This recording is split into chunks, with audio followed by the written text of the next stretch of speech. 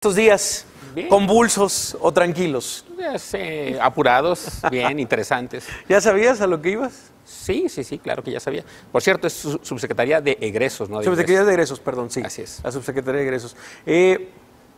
Pues sí te lo esperabas así, porque vaya, siempre he tenido la oportunidad de hablar con varios que están apuntados ya en este gobierno de transición y dicen, oye, pues es que no nos deja descansar ni un día, nos cita todos los días, nos va revisando la tarea todos los días. ¿Así es en economía también? Así es, pero yo ya sabía, ya conocía a Andrés de alguna manera desde la 2004-2006 que fui asesor del secretario de Finanzas de la Ciudad de México, Arturo Herrera, quien será el otro subsecretario de Hacienda, por cierto. Y pues ahí tuve la oportunidad de conocer la forma de trabajo del licenciado López Obrador, así es que ahí, Desde ahí lo conoces, nos fuimos curtiendo. Sí. 14 años.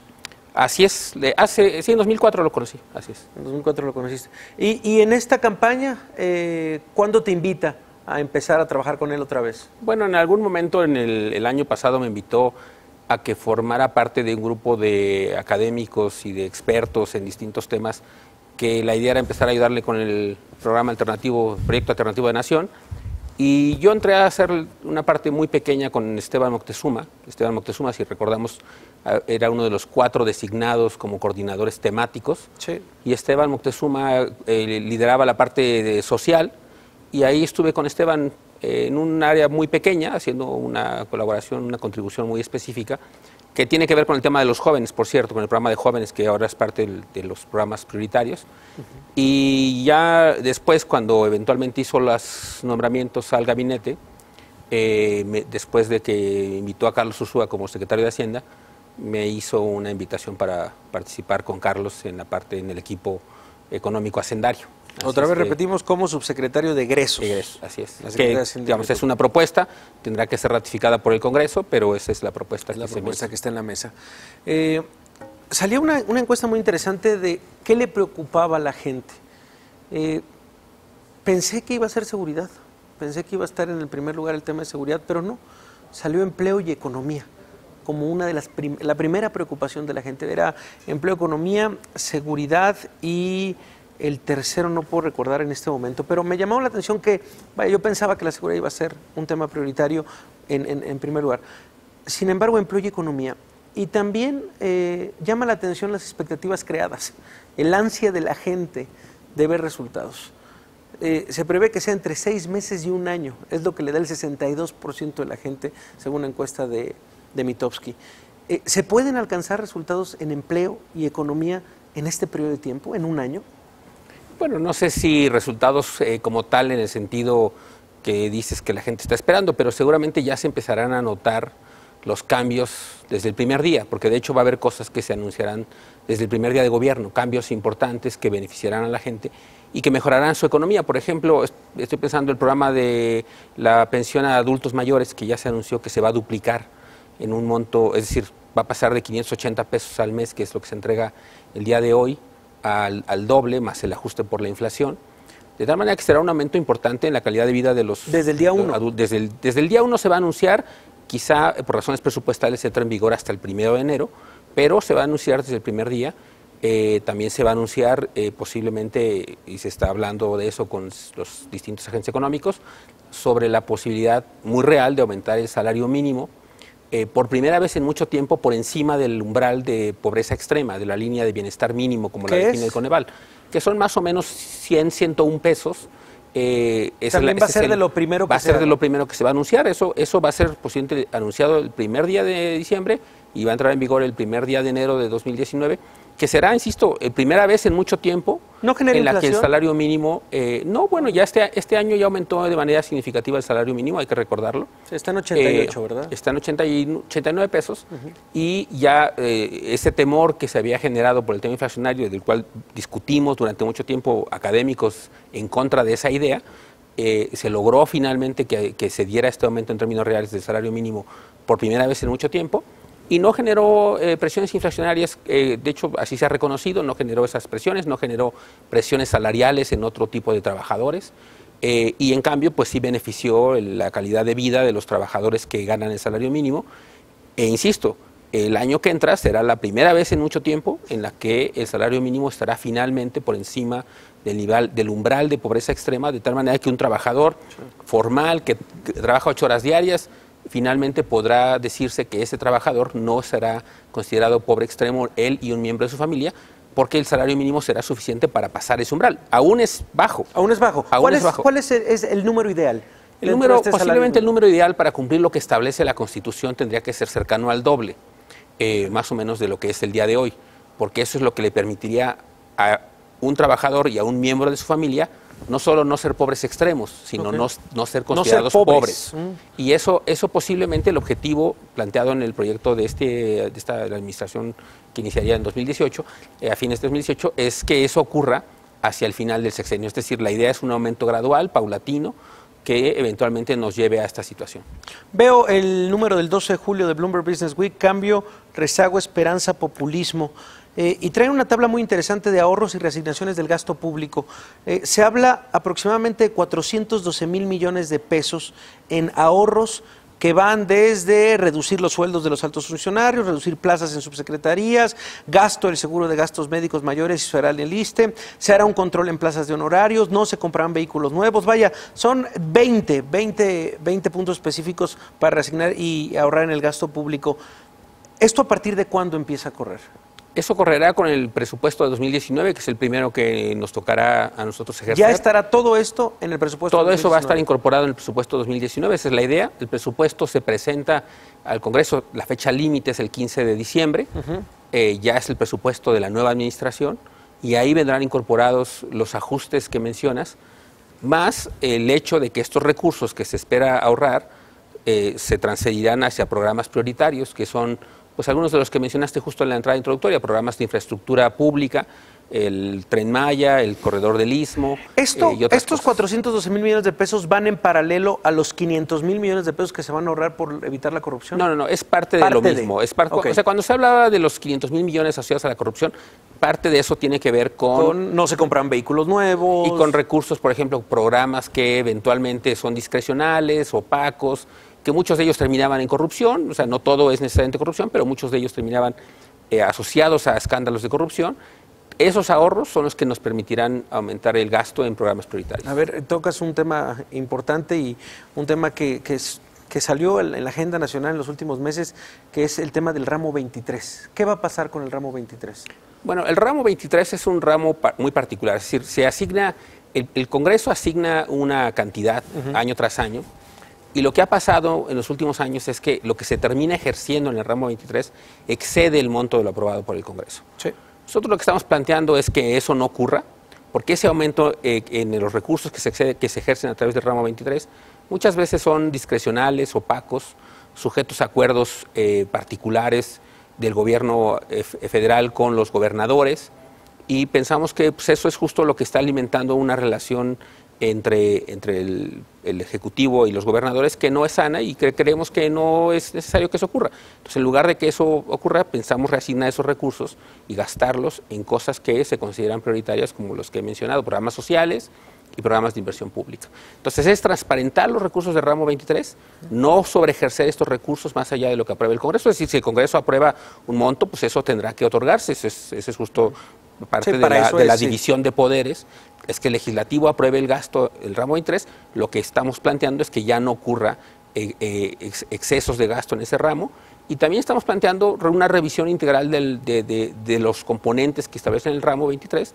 pero, insisto, eso finalmente será una decisión del Congreso, de la Cámara de Diputados específicamente, que es quien termina aprobando el presupuesto. A ver, hoy Gerardo Esquivel hubo una polémica, ¿qué va a ser polémica? Un tema. Polémica llegó. Un tema en redes sociales sobre estos 32 delegados que estarán presentes en los estados a partir de la llegada de este nuevo gobierno. 32 delegados que, por lo menos como figura, y bueno, la verdad es que te paso la palabra, ¿cómo explicarlos para que la gente entienda? Porque se ha dicho mucho de los delegados, se van a convertir en maximatos, van a ser virreyes de cada uno de los estados, van a tener un poder mayor que el del gobernador, ¿cómo se van a controlar? A ver, esta figura tan polémica en la discusión pública de esta propuesta de los delegados en cada estado, ¿cómo se podría explicar? Bueno, lo que diría es que es polémica porque no se entiende cuál es el rol efectivamente de los delegados. Los delegados han existido todo el tiempo, es decir, hoy en día uno ve, si uno ve, hay delegados federales en los estados de las distintas secretarías. Exacto. Hay una enorme cantidad de delegados. Se va a concentrar en uno. Se va a concentrar en uno.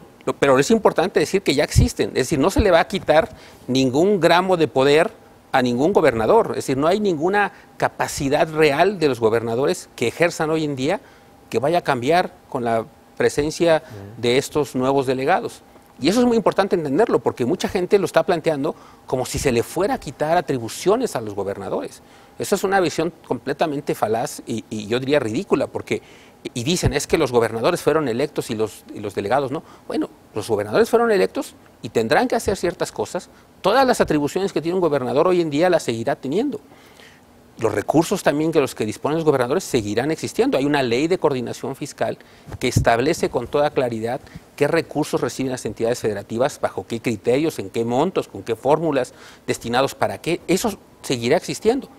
Lo que único que va a cambiar es la forma en la que la federación maneja sus recursos federales hacia las entidades federativas. Hoy en día lo que hay es un cúmulo de delegados federales de la Secretaría de Economía, de la Secretaría de Comunicaciones y Transporte, etcétera, y que pues hay una enorme burocracia en torno a eso, y que la idea es ahorrar recursos en eso y concentrar todos los recursos va a haber un delegado que va a ser el responsable del ejercicio en las entidades federativas de los recursos federales, de los programas federales, y que pues tendrá a su cargo una serie de personas con conocimientos técnicos también, por supuesto, que corresponderán a las distintas áreas de ejecución del gasto, por ejemplo. O sea, el objetivo de estos delegados es tener un control.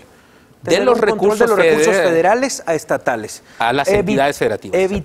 Evitar que haya 8 delegados por estado, dependiendo de las secretarías, y concentrarlo en uno, y él es el que va a dar cuentas al Ejecutivo. Así es. De, los recursos específicos de la Secretaría de Desarrollo Social, bueno, ahora Secretaría del Bienestar, fueron tantos y fueron ejercidos en esto. Así es. O sea, es el filtro. Así es. Es un filtro nada más. De los recursos federales. O sea, es decir, los gobernadores electos recibirán los recursos conforme a la ley, sin que haya un cambio en esta dirección, y por lo tanto no pierden ninguna atribución.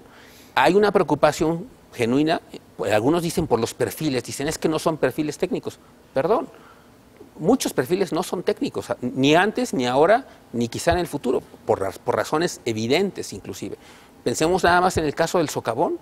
Nadie se acuerda que cuando ocurrió el socavón en la carretera de Cuernavaca, el delegado de la Secretaría de Comunicaciones y Transportes después se supo, ¿no? Su último trabajo había sido profesor de inglés en un Harmon Hall.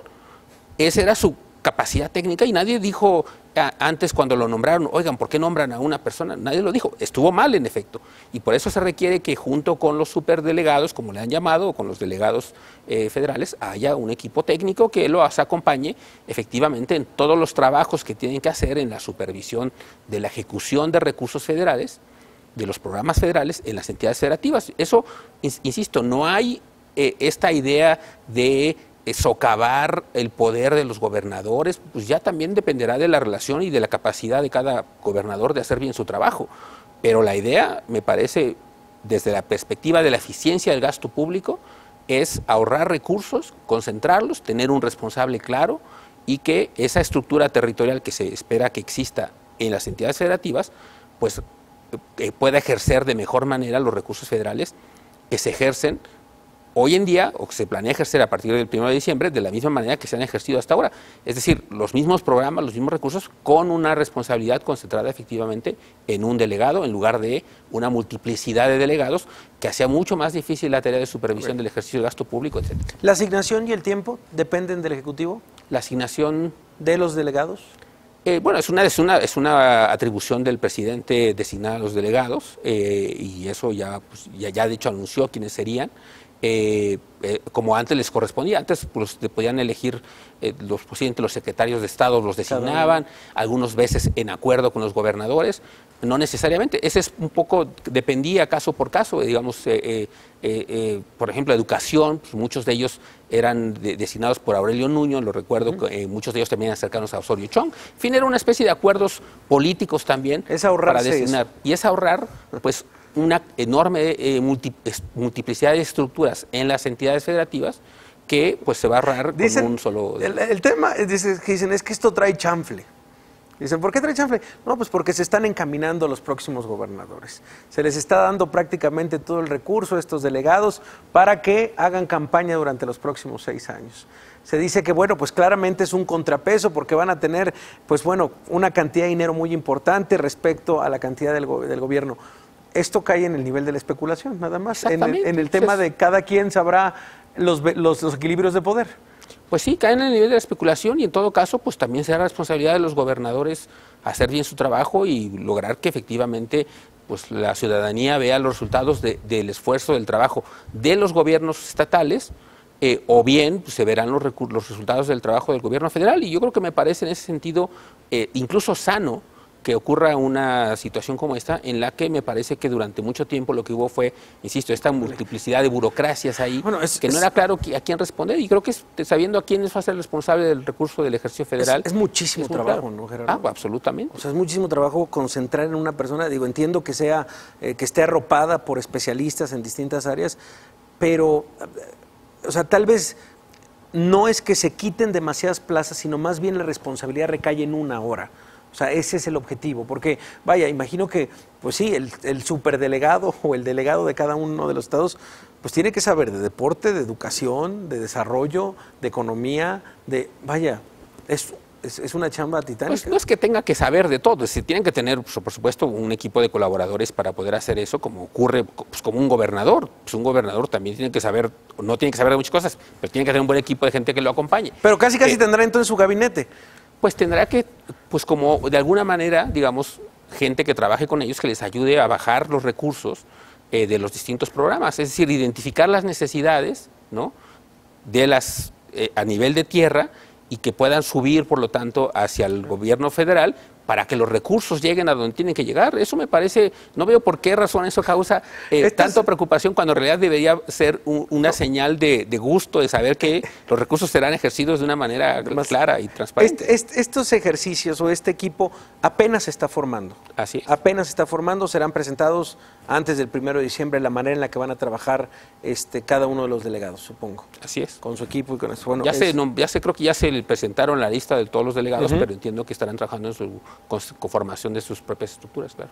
Bueno, tengo varias preguntas técnicas, ya sabes que aquí estamos en El Financiero, y le pregunté a mi querido Jonathan Ruiz, toqué base también con algunos expertos, y me dijeron, vas a tener a Gerardo Esquivel, híjole, tienes que preguntarles. Y dije, es que es demasiado técnico. Me dice, por favor, tienes que preguntarles esto. Entonces, la primera pregunta es, ¿hará una reforma legal a la estructura del gasto público? Bueno, es lo que se anunció de alguna manera, lo de hacer ley, la austeridad, ¿sí? Y que sea una política de Estado. Eso entiendo que lo anunció hoy, que lo iba a preparar junto con quien será el consejero jurídico Julio Scherer, para que de alguna manera pues quede estipulado en la ley, digamos, la magnitud y alcance de la austeridad que se está planteando y que involucre a otras entidades y no solo al gobierno central. Otro de los temas es, al final, creo que el gran tema es cómo explicar el presupuesto del próximo año, el 2019. ¿Cómo se van a tener? Hoy que tuve como varias entrevistas con varios especialistas en el tema, me decían, lo que queremos saber es cómo va a lograr todos los objetivos de los programas. Por supuesto, el apoyo a los estudiantes, el apoyo a los adultos mayores, cómo va a lograr estas grandes áreas de infraestructura. Dice, ¿cómo van a tener dinero en el nuevo gobierno? Bueno, ya se ha dicho, ahorros en programas que hoy en día no funcionan.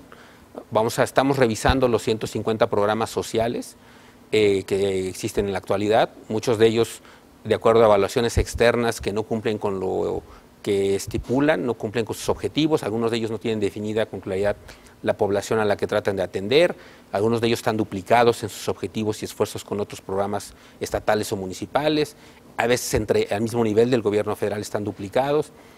Algunos son regresivos, es decir, no van a la población más vulnerable o más necesitada, sino a gente o grupos de la población de relativamente altos ingresos. Todo eso se va a revisar, se van a eliminar algunos de estos programas, se van a fusionar otros programas y de esa manera se liberarán recursos, por ejemplo, de esos programas sociales hoy en día hacia otros programas. Se van a eliminar una serie de partidas, como ya se mencionó, habrá una austeridad muy importante en distintos ámbitos, se eliminarán los seguros de separación individualizada, que era un beneficio exclusivamente para los medios y altos mandos, En fin, habrá Bueno, una serie de políticas que revisarán el presupuesto a profundidad, algo que hace mucho tiempo que no se hace, y que permitirán liberar recursos no para una austeridad por una austeridad en sí misma, es decir, no como una austeridad como la que a veces pregonan organismos en la búsqueda de reducir el gasto público, reducir la presencia del Estado. No, una austeridad que busca reducir lo que nosotros consideramos que es el gasto, el dispendio en general, y más bien reorientar el uso de esos recursos hacia cosas que creemos más importantes, que son los programas prioritarios que se han estado anunciando. ¿Qué te preocupa de la herencia económica del sexenio de Peña Nieto? Bueno, me preocupa que hay una cierta fragilidad fiscal. Todo el mundo sabe que en esta administración creció la deuda como porcentaje del PIB de manera importante, en parte justificada, en parte por el hecho de que cayó el precio del petróleo de manera importante en 2014 y que aún sigue siendo relativamente bajo, pero sí deja una cierta fragilidad fiscal, y lo cual reduce el margen de maniobra para la próxima administración. Eso es una preocupación genuina, pero que la hemos incorporado en las estimaciones. Nosotros ya, de hecho, iniciamos pláticas con el equipo de Hacienda y estamos trabajando de manera conjunta en la elaboración de lo que es el marco macroeconómico hacia adelante y en las estimaciones para elaborar el presupuesto. Y eso, nos hace más difícil la tarea a nosotros, porque tenemos que ser muy cuidadosos. Además, sabemos que estamos siendo observados de manera muy escrupulosa y meticulosa por los analistas y los inversionistas internacionales, y el presupuesto y el marco macroeconómico, el paquete económico que se presentará, será en ese sentido cuidadoso y responsable del balance fiscal de la economía, pero sin duda que, lo que ha pasado en los últimos años sí limita el margen de maniobra. Pero pues así son las cosas, así fue las circunstancias en las que fue electo López Obrador, así aceptamos el reto y pues estamos dispuestos a enfrentarlo. Dólar, gasolina, que son los grandes indicadores de la población cuando se habla de economía. Bueno, el dólar, como se sabe, afortunadamente se ha mantenido en un rango razonable, posterior a la elección incluso hubo una pequeña recuperación, mucha gente especulaba y anticipaba caos, muerte y destrucción en los mercados financieros con la elección de López Obrador. Pues ya se vio que eso no ocurrió, y que más bien se logró una cierta recuperación del peso, acompañada de otros factores, por supuesto. Entonces, creo que en eso estamos razonablemente bien. Las expectativas son que de una cierta estabilidad dentro de un rango, por supuesto, hay volatilidad normal en el mercado. Entonces, eso espero que se mantenga razonablemente. ¿Y el aumento de la gasolina? Y el aumento de la gasolina, pues ya también se anunció la política en el precio de la gasolina, ¿no? Que se tratará de que se mantenga dentro de, que aumente solo con el aumento de precios generalizados, es decir, que aumente con la inflación. No se promete un congelamiento de precios de la gasolina, sino que aumentará conforme aumente la inflación. Si la inflación sube, 3%, pues el precio de la gasolina subirá 3%. Eso, esa es la propuesta de gobierno, la promesa, y eso es lo que haremos nosotros para garantizarle a la población que no ocurrirán aumentos abruptos en el precio de la gasolina como ocurrió en el enero de 2017 y que tuvo un costo importante en el nivel de vida y bienestar de los mexicanos. Para cerrar esta pregunta específica también que nos hacen llegar nuestro jefe de información financiera, ¿fue positiva la gestión de Miguel Mesmacher en la generación de ingresos para Hacienda? ¿Votaría porque se quede en el equipo? Bueno, yo creo que esa yo no votaría, no es una decisión que yo pueda tomar. Simplemente yo reconozco, además Miguel Mesmacher es un muy querido amigo mío, lo conocí, coincidimos en Harvard, escribimos artículos juntos, así es que es una persona que aprecio mucho y reconozco su capacidad técnica, su vocación de servicio y su trabajo. Yo creo que es un gran economista, pero la decisión primero, depende de si lo invitan, no depende de mí, y luego dependerá, por supuesto, también de él y de sus expectativas hacia adelante. Bueno, pues eres Gerardo Esquivel, subsecretario de Egresos. Estaremos tocando base contigo frecuentemente, ya revisaremos el presupuesto, pero te agradezco de verdad haber venido esta noche por acá. Sabemos la carga del trabajo que debes de tener en estas semanas. Gracias por estar esta noche por acá, Gerardo. Al contrario, Javier, muchas gracias, como siempre. Te veo muy bien, y por supuesto, tuitero estrella, a él sí, si tienen que seguir a alguien esta noche, @EsquivelGerardo. Sí, sigues tuiteando igual. Un poquito menos, pero hacemos lo que se puede. Bueno, ahí está Esquivel Gerardo. Nosotros damos una pausa.